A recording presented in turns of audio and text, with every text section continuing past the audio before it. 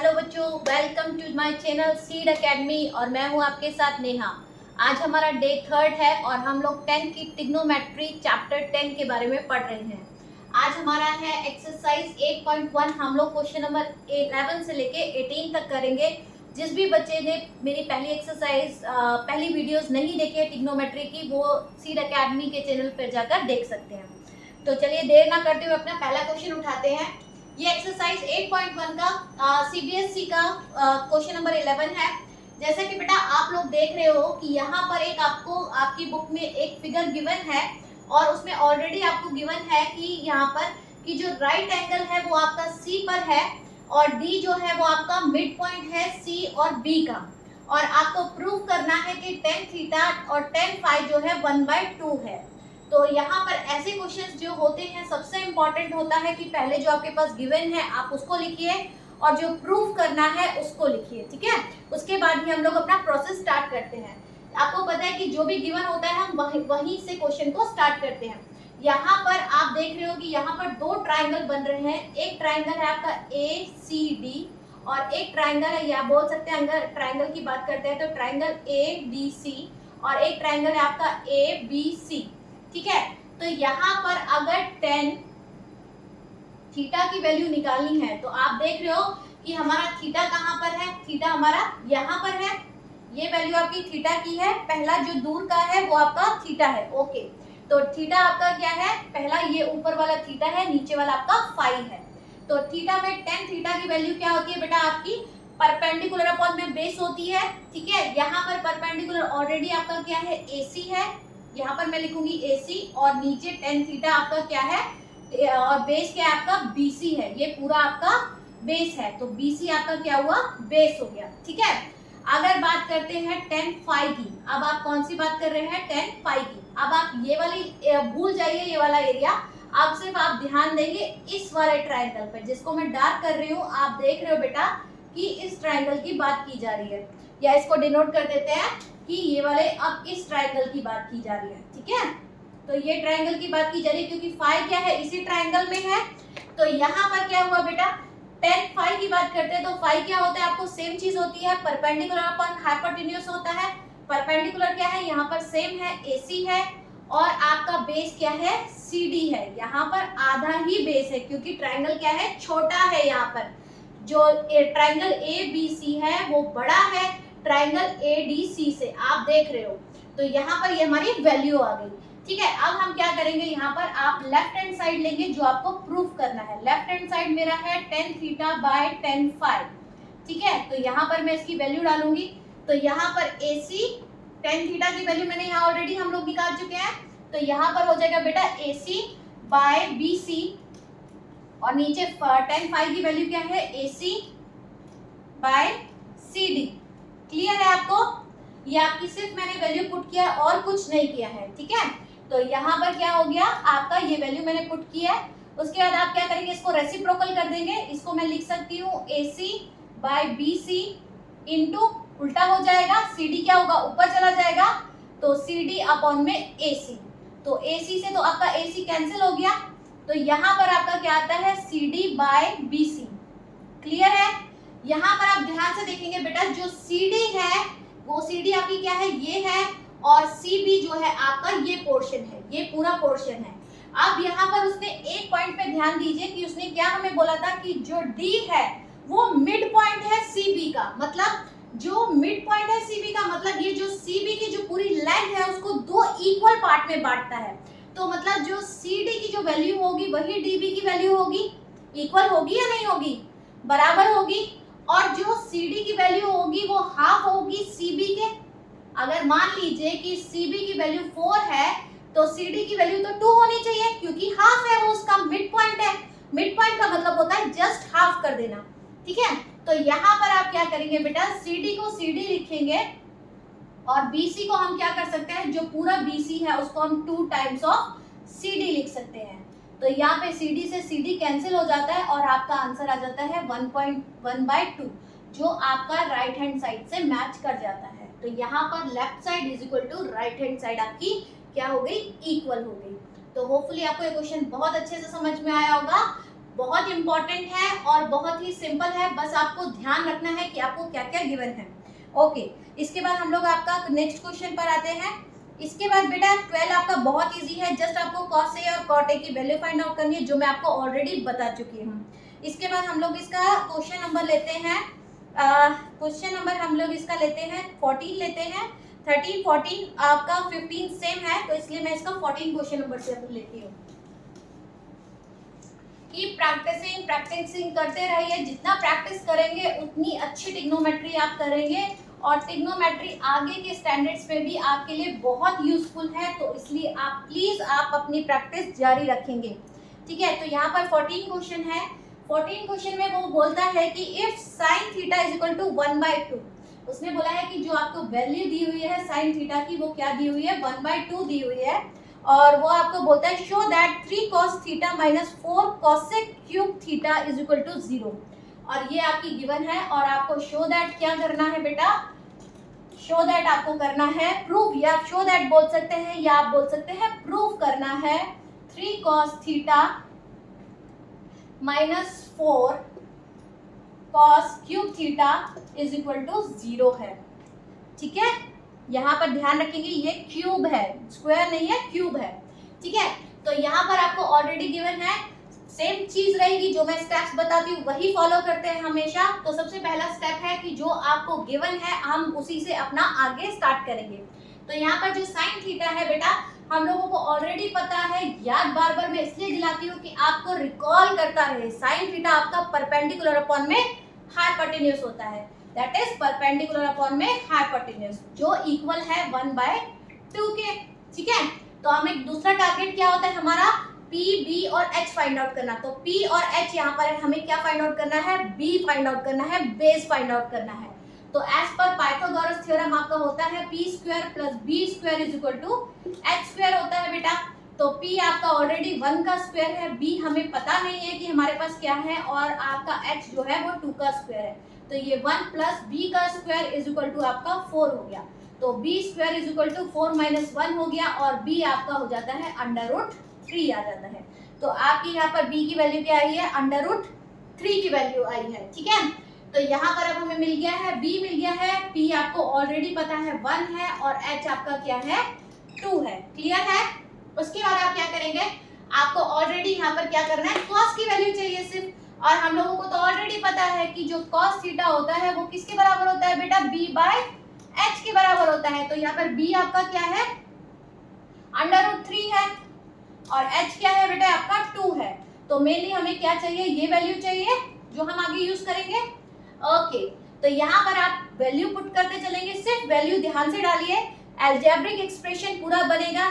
बहुत इंपॉर्टेंट है, जिस बच्चे को अलजेब्रिक एक्सप्रेशन में जरा सी भी प्रॉब्लम है, सीड एकेडमी पर ऑलरेडी मैंने इसकी वीडियो बनाई है, प्लीज आप जाकर अपने कंसेप्ट क्लियर कर सकते हैं। तो यहाँ पर √3 आपका cos क्या है, cos थीटा 3 का 3 मैंने लिखा है, क्योंकि ये क्या है इसका, यहाँ पर इसका कोफिशिएंट है। ठीक है, तो यहाँ पर क्या हो गया, अब यहाँ पर मैंने cos थीटा की वैल्यू निकाली है ऑलरेडी, जो √3/2 है। यहाँ पर आपका अगेन 4 है, और cos थीटा की वैल्यू क्या है, √3/2 है।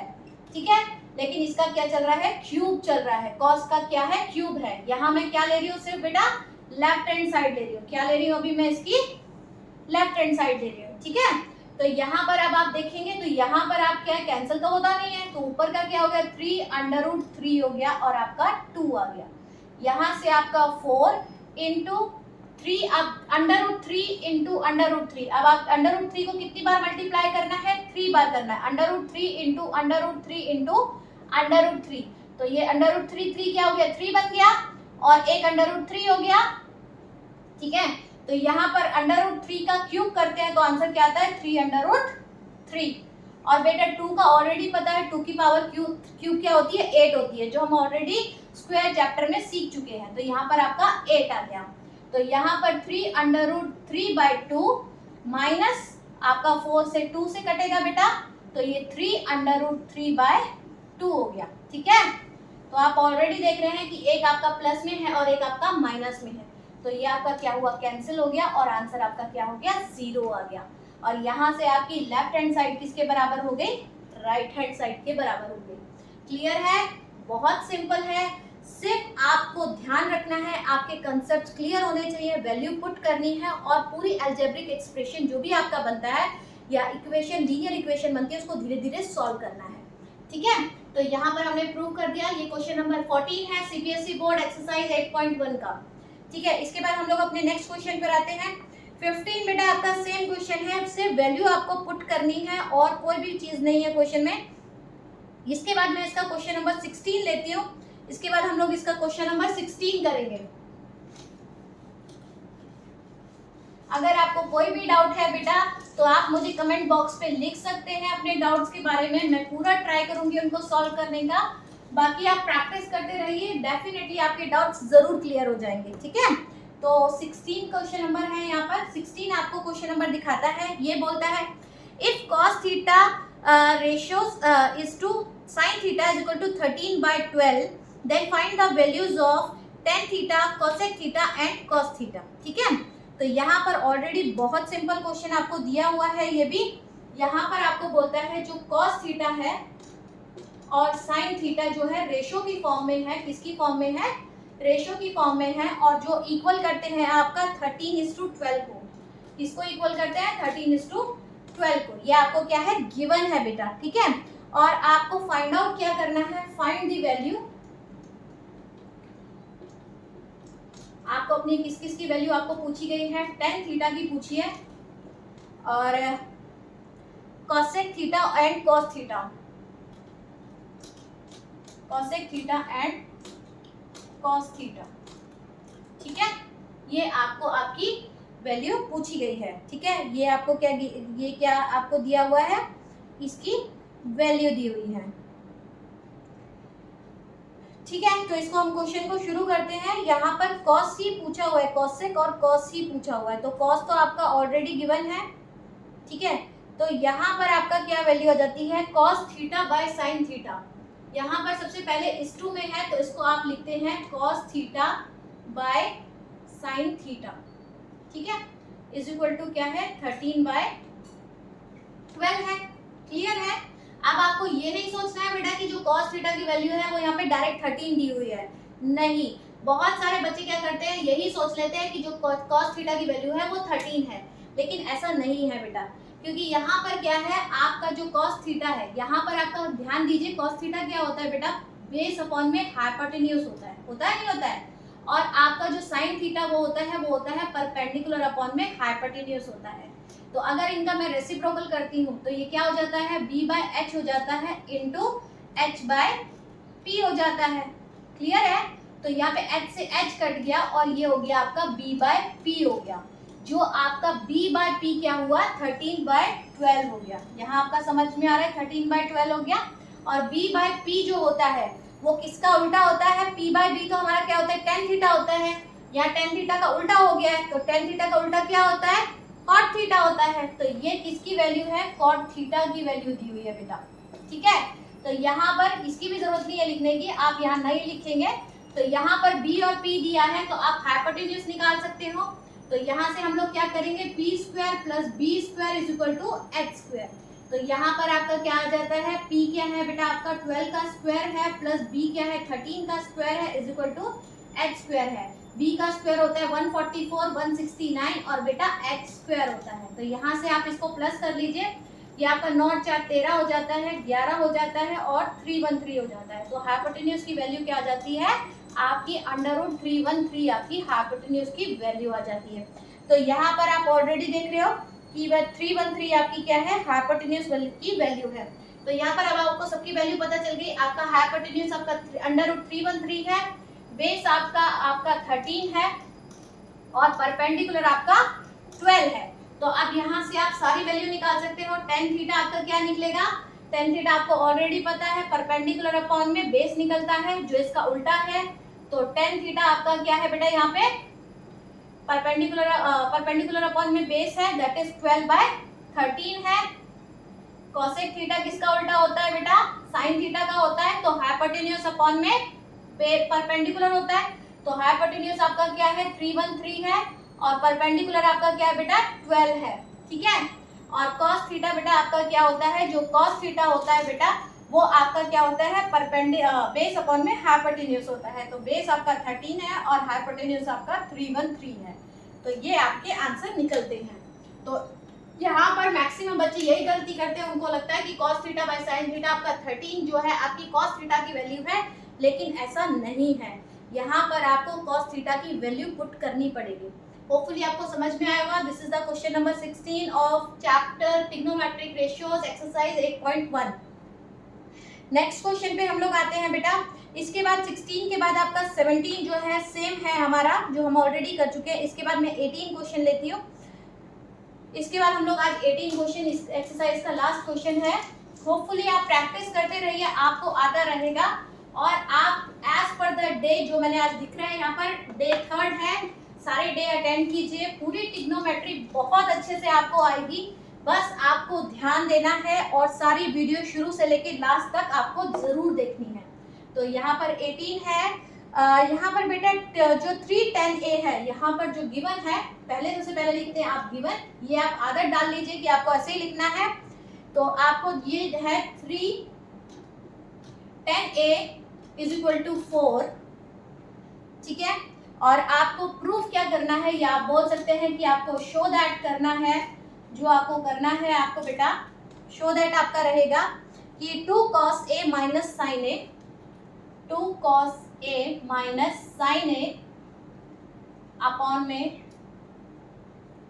2 cos दैट इज 2 नहीं है बेटा 4 है, दैट इज सॉरी, न्यूमरेटर में 4 है और डिनोमिनेटर में 2 cos A है।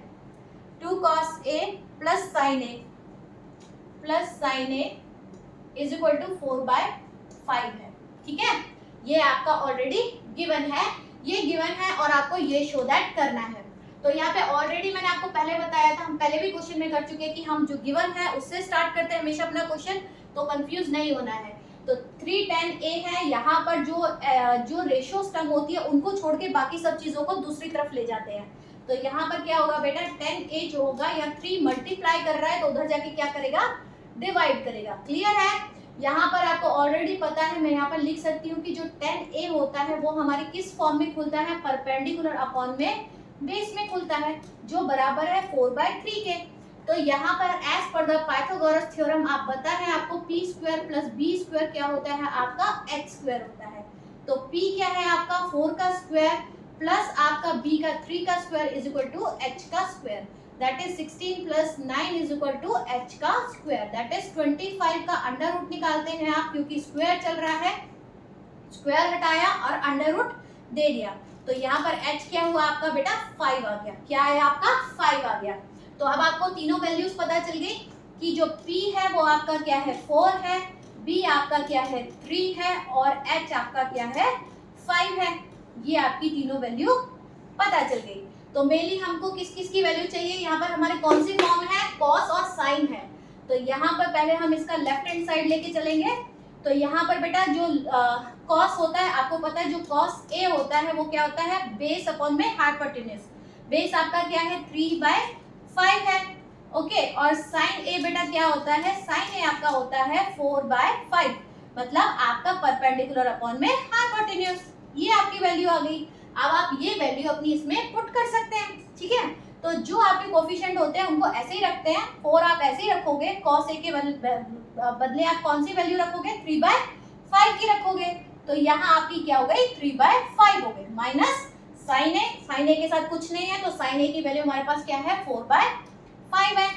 क्लियर है। डिनोमिनेटर में आपका 2 चल रहा है, 2 3/5 है बेटा और प्लस 4/5 है, सेम है। अब इसको सॉल्व कर लेंगे बेटा। जो न्यूमरेटर है वो हो जाएगा 4 3 12/5 माइनस 4/5, ये हमारा न्यूमरेटर में है सारा बेटा, और 3 2 6/5 प्लस 4/5, ठीक है। तो अब मैंने क्या किया 12, यहाँ पर आपका हो जाएगा 12 माइनस 4/5 और नीचे क्या आ जाता है बेटा आपका 6 प्लस 4/5। तो इसको मैं लिख सकती हूँ 8/5 और ये रेसिप्रोकल हो जाएगा, तो ये हो जाएगा 5/10। तो 5 से 5 कट गया और आपको पता है 2 से अगर काटते हैं तो 2 4 10 और 2 5 10। तो यहाँ पर 4/5 क्या हुआ आपका आंसर आ गया। जो left hand side is equal to right hand side के बराबर हो गया। तो होपफुली आपको ये सेशन समझ में आया होगा। बहुत सिंपल है, बस प्रैक्टिसिंग की जरूरत है। जिस बच्चे ने भी मुझे लाइक, सब्सक्राइब और शेयर नहीं किया है प्लीज करिए, क्योंकि लेटेस्ट वीडियो आती रहेगी और हम ऐसे ही अपनी ट्रिग्नोमेट्री कंप्लीट करते रहेंगे।